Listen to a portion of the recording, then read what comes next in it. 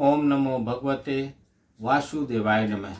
नमस्कार, मैं ज्योतिषाचार्य वरुण प्रकाश ज्योतिष के आज के संस्करण में आपका स्वागत करता हूँ। पैसा, धन, सारी दुनिया इसके पीछे भाग रही है। सबको सिर्फ एक चीज चाहिए। सवेरे 9:30 से शाम को 7:30 तक मैं लोगों से मिलता हूँ।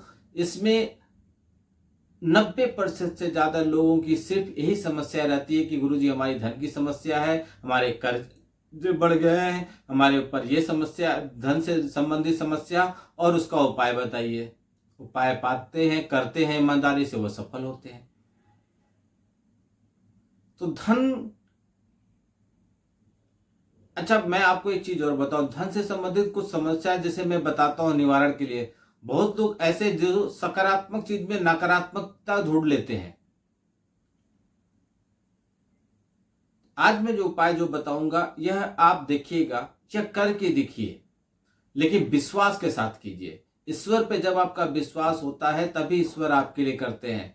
ईश्वर माता पिता जैसे हैं, वो कभी भी अपने बच्चों को सताते नहीं है, बशर्ते आप अपनी तकलीफ उनके तक पहुंचाइए तो सही। अगर आप कुछ नहीं कहते हैं उनसे तो ईश्वर यह समझ लेते हैं कि यह जातक खुश है अपने आप में जो उसके पास है। तो आप अपनी बातें उनके तक पहुंचाइए। पहुंचाने के लिए पूजा पाठ की पद्धति सबसे अच्छी होती है। फिर देखिए आपकी बात सुनी जाएगी और आपको सकारात्मक परिणाम मिलेगा। आपकी जो इच्छा है वो पूरी होगी, क्योंकि आप उन पर विश्वास कर रहे हैं। आप विश्वास करके कोई चीज मांग रहे हैं। अन्यथा अगर आप विश्वास नहीं करते ईश्वर पे तो ईश्वर भी धीरे धीरे आपको भूल जाते हैं। जिस इंसान के जीवन में धन या पैसे की कमी होती है वह हमेशा ही कई परेशानियों का सामना करता है। बहुत पुराने समय से भी धन का बहुत महत्व रहा है। धन संबंधी सुविधाओं को प्राप्त करने से व्यक्ति को बहुत आराम मिलता है। धन से आप बहुत सुख सुविधाएं प्राप्त कर सकते हैं, लेकिन धन प्राप्त करने के लिए आपको कड़ी मेहनत करनी पड़ती है। साथ ही धन की देवी मां लक्ष्मी की कृपा प्राप्त करना भी आवश्यक होता है। हर कोई चाहता है कि महंगी से महंगी गाड़ी, खुद का अपना मकान, दुकान, बड़ा आलीशान घर, ये सपने हर कोई सजोता है, लेकिन बहुत कम लोग होते हैं जो अपने सपनों को साकार कर पाते हैं। यहाँ तक कि जीवन की परेशानियां इतनी बढ़ जाती हैं कि आपका पर्स तक खाली हो जाता है और इंसान तंगहाली से गुजरने लगता है। अगर आप चाहते हैं कि आपके साथ ऐसा न हो तो आप इन बातों का ध्यान रखिए जो मैं आगे आपको बताने जा रहा हूं। आप लक्ष्मी पूजा में जिन चीजों का मैं बता रहा हूं इसका उपयोग करना चालू कर दीजिए। शास्त्रों के अनुसार पैसे से संबंधित समस्या में मां लक्ष्मी की पूजा करना बहुत जरूरी होता है।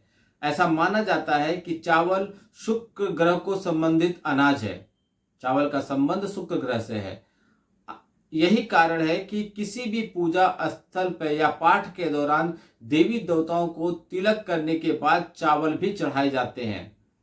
लक्ष्मी पूजा के दौरान चढ़ाए गए चावल बहुत विशेष होते हैं।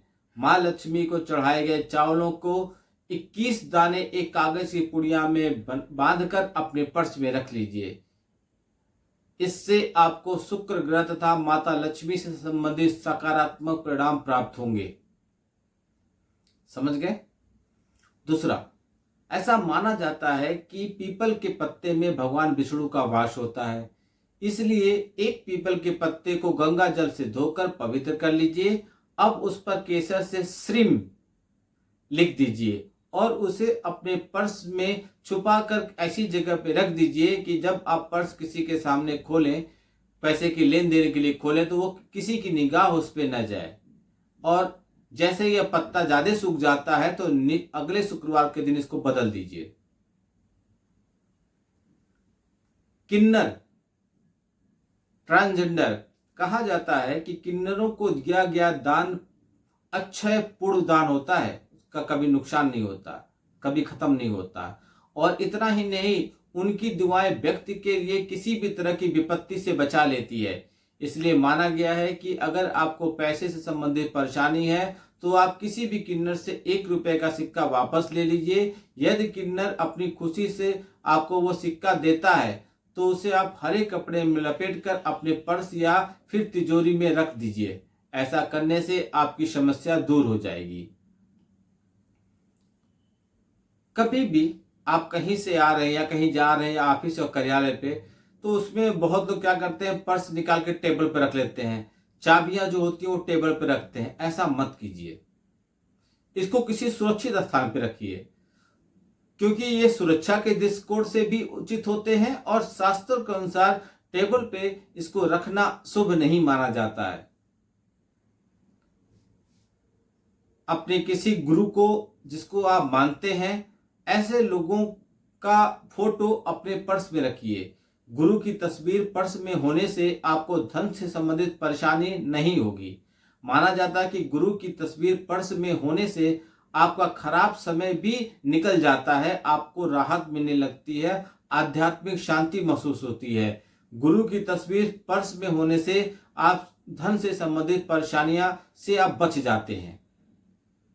अब बहुत लोग मेरे से ऐसा कहते हैं, गुरुजी अगर किन्नर से 1 रुपया लेके आप अपने पास रख लीजिए, ऐसा करने से अगर लाभ मिलता है तो सारे लोग धनवान हो जाएं। देखिए, आपको ईश्वर पे भरोसा, श्रद्धा से लिया हुआ चीज, मन में छल कपट नहीं होने के सच्चे मन से किया हुआ चीज का ही फल प्राप्त होता है। अगर आप ईश्वर को आजमाने के लिए आप ये चीजें करेंगे तो आपको लाभ नहीं मिलेगा, क्योंकि आपका उद्देश्य गलत है। इसलिए आप करेंगे, अरे चलो हम देखते हैं होता कि नहीं होता है, तब लाभ नहीं होगा। विश्वास होना चाहिए, श्रद्धा होना चाहिए, सच्चे हृदय से आपको करना है, पूरे नियम से आपको करना है, तब लाभ होता है। ईश्वर को आप नहीं आजमा सकते, आप में वो शक्ति नहीं है, आप उस काबिल ही नहीं है। आप हो ही कौन कि आप ईश्वर को आजमाइए? क्या समझ रखा आपने अपने आप को? ईश्वर है तो ये दुनिया और प्रकृति है, ये विश्वास आपके अंदर होना चाहिए। कौन सी शक्ति है कि आप कभी मां के पेट से, गर्भ से जन्म लिए, आपकी साइज क्या थी और अचानक आपकी साइज बड़ी हो गई, शरीर आपका बड़ा हो गया, डेवलप हो गए, उम्र बढ़ गई। कौन करता है ये सब चीजें?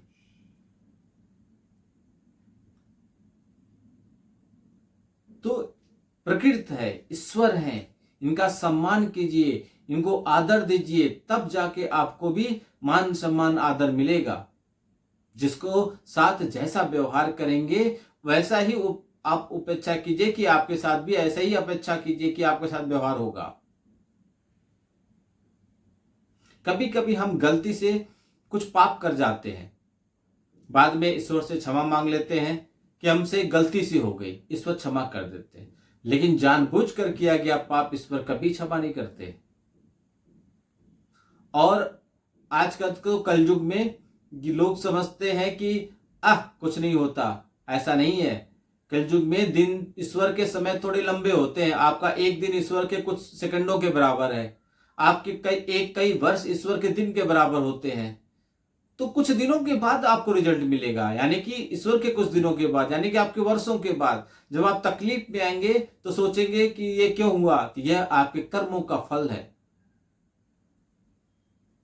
इसलिए विचार अच्छे रखिए, भरोसा रखिए, कर्म कीजिए, सफलता जरूर मिलेगी। आजमाने के लिए किन्नर से आप पैसे मत लीजिए, श्रद्धा से लीजिए, विश्वास के साथ कीजिए, फिर देखिए चमत्कार। आपका दिन शुभ हो, भगवान भोलेनाथ का आशीर्वाद आप पे बना रहे। नमस्कार, जय श्री राम।